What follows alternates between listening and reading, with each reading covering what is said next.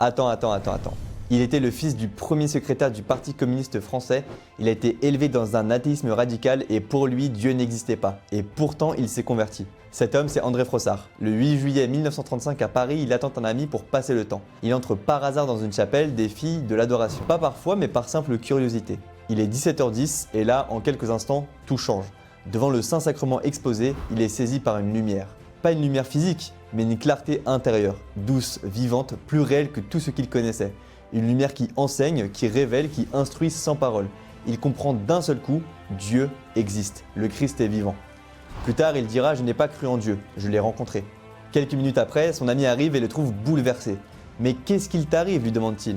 Et André répond simplement « Je suis catholique ». Et ce n'était pas une émotion passagère. La conversion de Frossard n'est pas progressive, mais radicale, totale et définitive. Il est impossible qu'un athée se convertisse ainsi dans sa tête. Son cœur, sa culture, sa vie entière, en l'espace de quelques minutes, sans intervention divine, est complètement bouleversée. Et il n'avait rien à gagner à inventer cela. Bien au contraire, élevé dans le communisme, il avait tout à perdre. Mais il n'a jamais cessé de témoigner. Sa mère et sa sœur se convertiront à leur tour. Lui deviendra journaliste, résistant contre les nazis, écrivain, académicien et ami de Saint Jean-Paul II.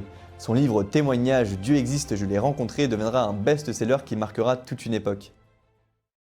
Les fruits de sa conversion sont clairs, durables et inexplicables. Une foi solide jusqu'à sa mort, une vie donnée aux autres, des combats courageux pour la vérité, la liberté et la dignité humaine. Un fils du communisme aveugle à Dieu est entré dans une église par hasard. Un témoin du Christ en est sorti pour toujours. Pour découvrir plus de raisons de croire, rendez-vous sur le site 1000raisonsdecroire.com. À bientôt.